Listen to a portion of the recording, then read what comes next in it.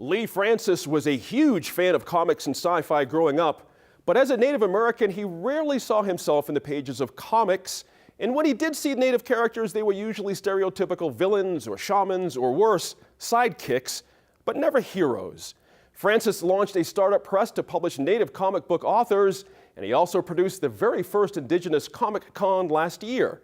Dale DeForest was one of the comic book artists who participated in the Comic Con in Albuquerque, and correspondent Megan Kamerick recently sat down with him to talk about the evolving world of Native American comics and graphic novels. Lee Francis and Dale DeForest, thank you for being here with us. Lee, I want to start with you. You call yourself a proud Indigennerd. What is that? I think it's somebody that has an Indigenous heritage that's very interested in pop culture and nerd culture and all those intersections, but I don't think it's exclusively for Indigenous people. My family is from the Pueblo of Laguna here in New Mexico. But I think it's for those folks that are really interested in seeing Indigenous people portrayed within pop culture in an authentic and dynamic, wonderful, fun type of manner. So you geeked out on comics and sci-fi and pop culture when you were growing up. What kind of representations did you see of Native Americans? I think a lot of the times there were, it varied, and I think there was an evolution over time. Early on, you saw a lot of pop culture for Native folks was always in the Western. And so within the Westerns, it was often sort of either the villain or sort of the, there was never necessarily a Native hero. There would have it would have been a sidekick, right? So there would always be someone that would sort of help along. And then over time it started to grow, but there were still sort of the remnants. There was a lot of fringe, there was a lot of shamanism, there was a lot of spirit arrows that the superheroes would use. And so I think when I was growing up, the whole idea was that, you know, we'd latch onto really like cool characters. So I think of Billy Soul in Predator. You know, this great pop culture sort of character that, you know, was the second to last man standing with Arnold Schwarzenegger. And then when Star Trek came out with Chakotay in that, even though a non-native dude, it was really, it was something you could gravitate towards. And so I think that was, when I was growing up, seeing that sort of evolution is what catapulted me into wanting to do more of this sort of pop culture and comic book work. So you have launched a press for Native comic artists and gamers, and you recently put on the first Indigenous Comic Con here in Albuquerque. What are Native people bringing to the world of comics and sci-fi, and what is different than what we've seen before, like what you grew up with? Yeah, I think it's bringing more, I'll say more authentic representations. I think it's ones that are delving into the real stories. It's not about the trappings, the cultural trappings, the cultural iconography, which is often what's used, right? It looks cool, there's feathers, there's buckskin, there's spirit arrows, and that looks awesome, but we have a whole generation of people that grew up in a pop culture age that want to see something that says, look, I don't mind the trappings, I think they're awesome, but I want to represent my culture in a way that begins to tell stories that are truly representative of the people that they are choosing to represent. I think the other part is that it's about getting, you know, folks into the industry. You know, you have a lot of folks that make comic books that are not Indigenous, and that's not to say that they don't have the right or they don't have the ability to do that, but we want to be able to put more into it to say, hey, here's some other alternatives and some options for some really cool stories that are being told. I heard people at the Indigicon saying they'd see characters and like, there's like a Lakota shield and there's something else from the Cherokee and there's like, what is that? I don't even know what that is. It's all over the place. And I think that's exactly what we're bringing to this, is this whole, there's 600 plus tribal sovereign nations within the United States. We're not, you know, bringing in Alaska, you bring in Hawaii, you bring in our brothers and sisters to the south, then the global indigeneity. I think you have it's really about the richness of the stories that removes themselves, that elevates beyond what looks cool to what is really about the spirit, what is really about the struggle, the survival, the determination of Indigenous people, which is marvelous. And hey, Indigenous people get to, you know, I teach, my students get to have superheroes too. So I think that's why, you know, the work that we've done, and especially with the first Indigenous Comic-Con, bringing all these folks together to show that this is really viable and kind of awesome. So that was our whole purpose, a place to celebrate what's going on. That was really what we set out to do. Dale DeForest, you were at the Indigicon. Indigenous Comic-Con? Yeah, and you sold out? Completely sold out, yeah. Wow, and you did this comic called Hero Twins. It's set simultaneously where you grew up on the Navajo Nation, but it's also touching on figures from the Dene creation story. Dene, yeah. Dene, I'm sorry, the Dene creation story. Talk about your inspiration for that. Well, I took everything I loved growing up, all the cartoons I watched, all the comic books I read, everything I was a fan of, and basically mixed it with elements of the creation story and a lot of things that happened to me as I grew up, and I put it into a story and created something I thought myself as a 12-year-old kid would want to read, So that's what the Hero Twins is all about. What was it like going to the first Indigenous Comic-Con? I know you've been to other cons. Yeah, I've been to other cons, and I was quite nervous about the success. I was a little doubtful. Forgive me. Hey, man. I was a little doubtful. No worries. Because at the other conventions, I tried to put something out that was Native related, something that was still close to my heritage, but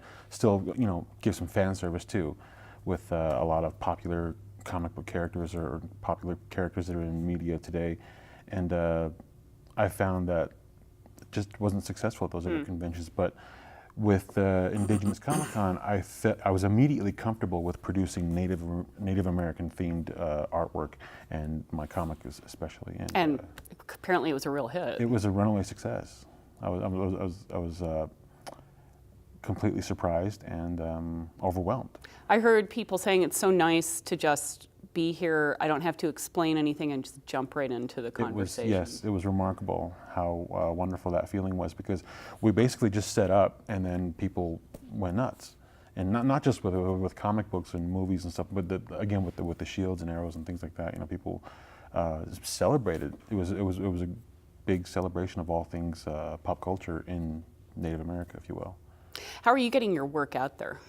I rely heavily on social media. Mm-hmm. Lee, you have created the Startup Press, Native Realities for Indigenous artists, comic artists. It's being incubated in creative startups here in Albuquerque. Talk about the name and why you saw a need for it. What's the landscape like for comic publishing? I think the name itself actually comes back. There's a sort of a longer story, but when about 2000, I was helping my dad with a nonprofit called WordCraft Circle. And we decided that we wanted to publish a journal. We wanted to put a journal of Native writers and storytellers exclusively for Native writers and storytellers.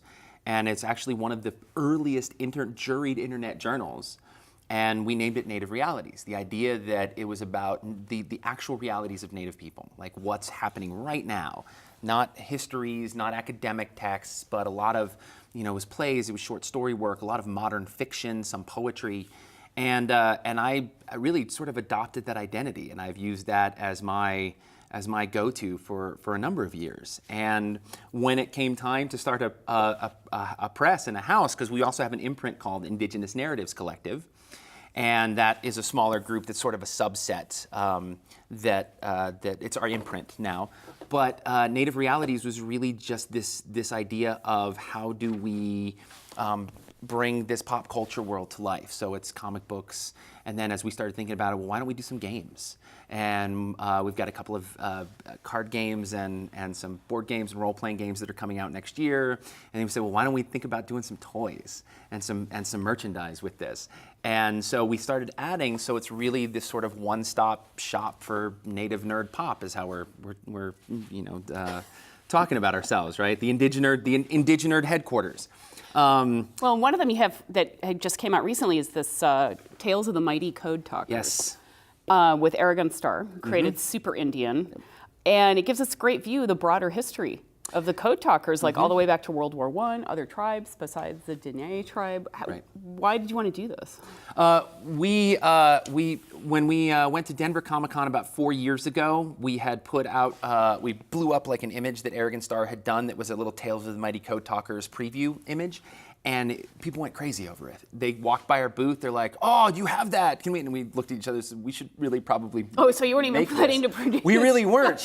Aragon's idea was like, "Well, what would a grandfather read to his granddaughter?" And then we looked at each other and was like, "We should probably make this comic book." And so we hit up a bunch of the artists and folks that we knew at the time, and we brought together this anthology, which is our most recent release, The Tales of the Mighty Code Talkers, to be able to tell those stories, because a lot of people only know the Marines, so the Dene combat, and we do have a story of that. We want to honor and reflect that as well, but we wanted to show that there's a broad history of Native people that participated as code talkers in this sort of storied history. And the way I've talked about it, I was like, in my mind, they are true superheroes. They are people that were told not to use a special ability, their language, that nobody else had, and they then were called upon to use that ability to save the world. So I can't think That's of a a great better parallel. definition Yeah. of a superhero to me. So some of your other publications, like The Wool of Jonesy and Dear Woman, deal directly or indirectly with really serious issues in Native communities, including racism and sexual assault. Why are people using the comics or graphic novel form to get at these? Because I think it draws on something that's deeper than what you can get in literature. And I'm a big fan of reading, I'm a big fan of literature, but I think the synthesis of imagery and text opens up whole different pathways into the brain. I think we often use this for young people to be able to look at, like Dale was talking about, like the 12-year-olds, to be able to draw upon these stories and these this iconography that we have. But for something like this, it's saying, we have a storied tradition of this as Indigenous people that goes back to the petroglyphs, that goes back to the rock art.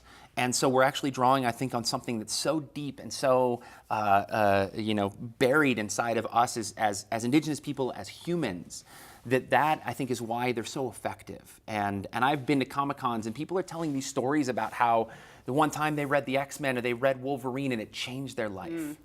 And I don't think to be too egotistical about that, but I'm hoping that some of what we get out there in the world hopefully may have some small impact like that for people that read it. Dale, your Hero Twins comic features two teenage boys who become superheroes in another realm, but it's also got really funny references to pop culture, like wax on, wax off. It hits someone like me who grew up in the 80s, and it riffs on life on the reservation. There are some serious things in there too. They leave behind their insecurities, they morph into these beings to help the community.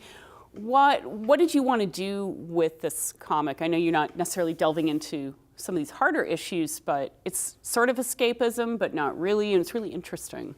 Well, having fun generally isn't really escapism, is in terms of just, just wanting to be yourself.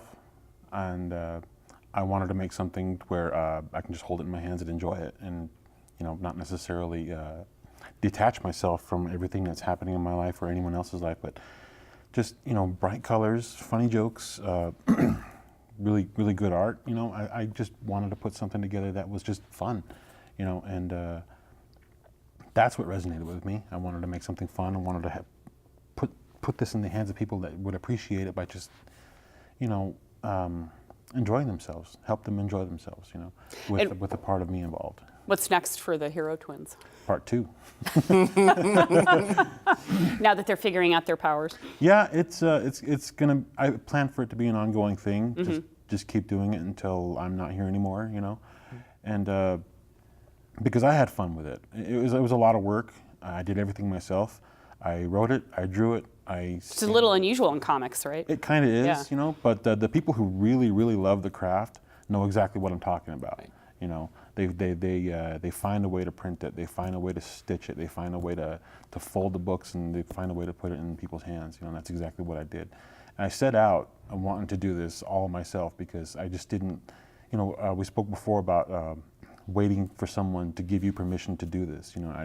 We're not doing that. Lee's not doing that. These folks who created these books on this table are not doing that. They're not waiting for anyone to give them permission to do this. And so I set out to put those resources for myself together. I bought my own printer. I set up my own studio space. I did everything. It's all 100% me. So you're just making it happen. Yeah, I'm making it happen. Well, thank you both for coming and talking about this. I'm looking forward to next year's con as well. All right. Seeing what comes out of In the process, it's reality. great. Thank you so much for having you. us.